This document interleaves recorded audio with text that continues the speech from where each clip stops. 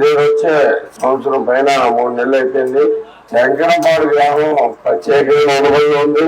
ఈ ఊరికి అలాగే ఈ ఊర్లో ప్రతి సమస్య తెలుసుకుంటా ఉన్నాను. ఈ ఊర్లో ప్రతి ఒక్కరితోనూ టచ్ లో ఉండడానికి ట్రై చేస్తా ఉన్నాను. శంకరంపాడు యూత్ అంతా నాతోనే ఉన్నారు. అవునా? సై అంటే సైనా నేను అందరూ గుర్తుపెట్టుకున్నా. యూత్ మేము ప్రధానంగా యూత్ ఇది మన భవిష్యత్తు కోసం పాలన చేసే పోరాటం. 20 ఏళ్లుగా మీ ముందు తరం పూర్తిగా కోల్పోయింది. భవిష్యత్తు ఏ మాత్రం అభివృద్ధి లేకుండా 20 ఏళ్ళు అంటే ఒక తరం మొత్తం గడిపేశాడు. చూస్తుంటే మీరు చిన్నప్పటి నుంచి ఈ గ్రామం ఏమాత్రం మారిందా అంటే మీకు మహా అయితే కనుక సిమెంట్ రోడ్లు వచ్చుంటాయి. సిమెంట్ రోడ్లు తెలుగుదేశం ప్రభుత్వం వచ్చింది. అవి తప్పితే మిగతా ఏ ఒక్కటి ఇక్కడ జరగలేదు మనకి.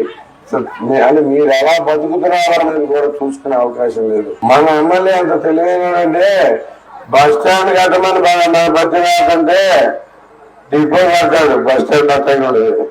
అలాగే మనకి మీ ఊర్లోనే స్కూల్ చూసాను. ఇక్కడ ఎంపీపీ స్కూల్ గుర్తుందా? నాడు నేడు కింద స్కూల్ కట్టకుండా బాత్రూమ్ కట్టాడు. మా తెలివైన వ్యక్తి.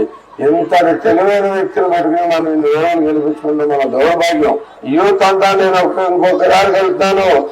మీరు అందరూ చెయ్యి కలిపి నాతో కనవండి. మీకు బంగారు భవిష్యత్తు నేను చూపిస్తాను. ఎలా భవిష్యత్తు అనేది ఎలా ఉంటది, ఎలా ఉండాలని చూసి వచ్చినాను నేను. మీరందరూ యథావిధిగా ఎప్పటి నుంచో ఉన్నారు. ప్రతి ఊర్లోనూ యూత్ నాతోనే ఉంది. అలాగే శంకరంపాడు యూత్ అయితే నాకు మొదటి నుంచి అనుబంధం ఉంది. అమ్మాయిలు సరినా మనం బాగుపడటానికి రెడీ అవుదాం. ఇదే అవకాశం. ఇంకెక్కువ టైం లేదు. మనం ఆల్రెడీ విజయానికి దగ్గరలో ఉంటాం. రెడీ అయిపోయింది. తర్వాత ఇంకా చాలా పని ఉండదు.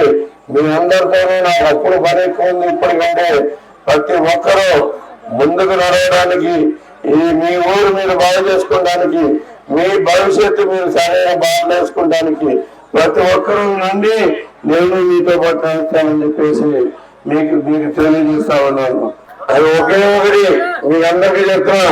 ఏ రోజైనా నేను ఎవరుకుంటా మీ ప్రాబ్లం వచ్చినా, సమస్య వచ్చినా, మీకు నియోజకవర్గానికి సంబంధించి ఏ సమస్య వచ్చినా మన ప్రజావేదిక రెడీగా ఉంది. ఇక్కడ ప్రజావేదికకు వచ్చి ఒక్క కంప్లైంట్ ఇవ్వండి. అలాగే మన నాయకులు ప్రతి ఒక్కరూ పనిచేస్తానికి రెడీగా ఉన్నారు.